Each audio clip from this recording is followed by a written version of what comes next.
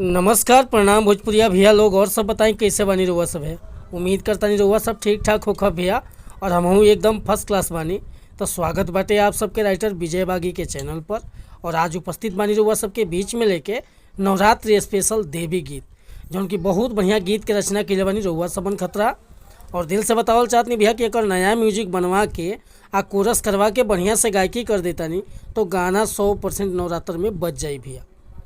चलिए देर ना करते हुए मैटर के शुरुआत कर लिया कि आखिर कैसे गावे बा, का एकर धुन बा, का लय बा।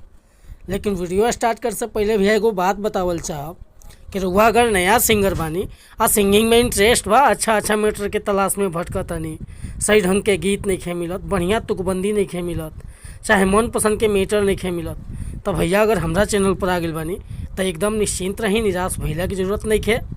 रुआ जैसन भी मैटर चाहत हो कब लिखवावे के बड़े भैया बिल्कुल उचित चार्ज पर हुआ के फर्स्ट क्लास के मैटर व्हाट्सअप के जरिए मिल जाए। काहे कि हम हर तरह के गीत लिखे नहीं, हिंदी में भी लिखे नहीं, भोजपुरी में भी, ट्रैक पर भी, नया सॉन्ग भी। तो वह जैसन मैटर लिखवा बा बेहिचक कॉल चाहे व्हाट्सअप कर सकते हैं। डिस्क्रिप्शन में हमारा नंबर बा।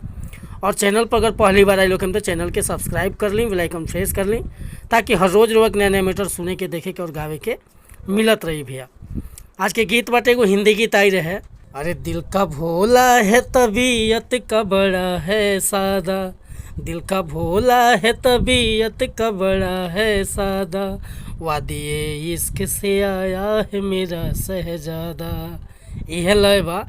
लेकिन देखिए गीत के कैसे गाओगे बा कि माही जग जननी जगत के महतारी हो, माई जग जननी जगत के महतारी हो, आस लेके आइल बानी तो हरी दुआरी हो, आस लेके आइल बानी तो हरी दुआरी हो, बना दी गवैया जैसे गावे ले खेसारी हो, बना दी गवैया जैसे गावे ले खेसारी हो, आस लेके आइल बानी तो हरी दुआरी हो, आस लेके आइल बानी तो हरी दुआरी हो, माई जग जननी जगत के महतारी हो, मैया जग जननी जगत के महतारी हो, आस लेके आइल बानी तो हरी दुआरी हो, आस लेके आइल बानी तो हरी दुआरी हो, बना दी गवैया जैसे गावे ले खेसारी हो,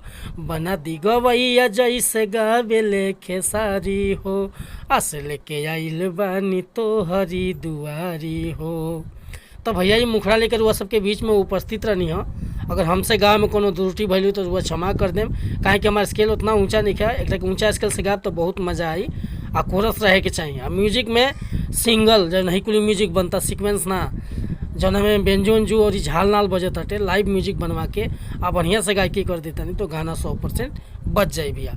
अगर मैटर पसंद बा, फुल गीत लिखवावे के चाहता नहीं तो बेहिचक हमारा व्हाट्सअप नंबर पर संपर्क कर सकीले। व्हाट्सअप के नंबर बा 8874473128। मिलता नहीं फिर से अगला वीडियो में कुछ नया गीत के साथ। अगर ये वीडियो पसंद आई तो एगो लाइक करब, कमेंट करब, और चैनल पर पहली बार आए लोग तो चैनल के सब्सक्राइब कर ले। जय हिंद, जय भारत, जय भोजपुरी समाज।